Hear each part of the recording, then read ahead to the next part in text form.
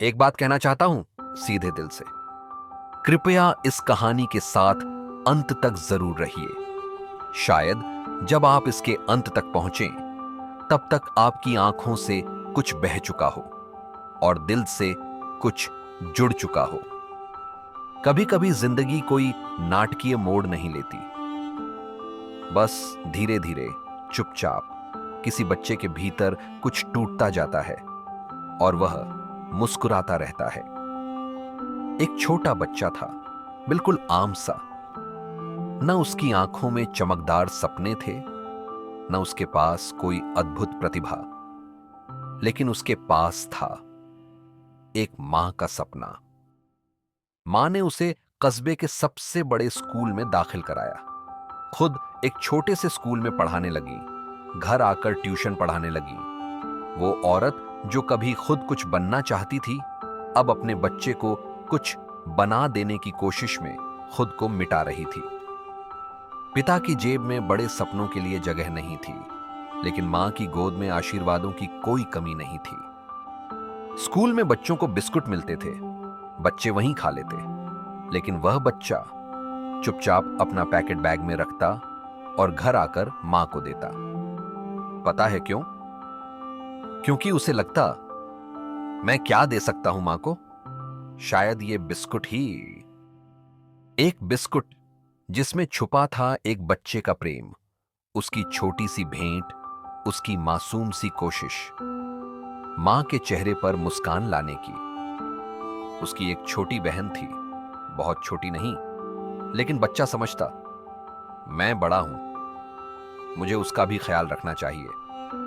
यहीं से उसकी मासूमियत में जिम्मेदारी का बीज पड़ गया और उसी पल से उसके भीतर एक अदृश्य डर ने घर बना लिया, कहीं कुछ गलत ना हो जाए। उसी दिन से उसका बचपन थोड़ी जल्दी बड़ा हो गया। मां की आय इतनी नहीं थी कि बड़े स्कूल की फीस उठा सके, इसलिए उस बच्चे को एक बहुत छोटे स्कूल में डाल दिया गया। सारा माहौल बदल गया, लेकिन जो सबसे ज्यादा बदला वह था उस बच्चे का आत्मसम्मान। उसके मन में एक सवाल जन्मा, क्या मैं उस स्कूल के लायक नहीं था? क्या मैं अच्छा नहीं था? वह बदलाव स्कूल का नहीं था, वह बदलाव उसकी आत्मा की गहराइयों में हुआ था। अब वह हर बार जब किसी को अपनी तुलना में ऊंचा देखता, वह अपने आप से थोड़ा और छोटा हो जाता। शर्मा जी का बेटा देखो, हर काम में आगे रहता है, तू उसके जैसा क्यों नहीं कर सकता? ये शब्द सिर्फ कानों में नहीं गूंजते थे, ये सीधे हृदय की हड्डियों तक जाकर चुभते थे। धीरे धीरे उसका आत्मविश्वास टूटता गया। अब वह हर नई चीज को छूने से डरने लगा। अगर मैं फिर से हार गया तो? अगर मां नाराज हो गई तो? अगर बहन को दुख हुआ तो? उसने अपने ही सपनों को स्थगित कर दिया। उसने कल्पना करना छोड़ दिया, क्योंकि उसे जीने से ज्यादा डरने की आदत हो गई थी। वह बड़ा हुआ, किसी तरह कॉलेज पहुंचा, फिर शहर के एक नामी कंप्यूटर कोर्स में दाखिला लिया। लेकिन एक दिन एक रिश्तेदार ने बस इतना कह दिया, बेटा ये पैसे बहन की शादी में काम आते। बस एक वाक्य, लेकिन उस वाक्य ने उसका सब कुछ तोड़ दिया।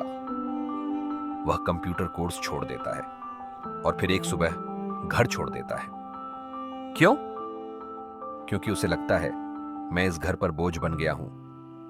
लेकिन असल में घर वह वयस्क नहीं छोड़ रहा था, वह डराया गया छोटा बच्चा भाग रहा था, जिसे कभी यह यकीन ही नहीं दिलाया गया कि वह कीमती है।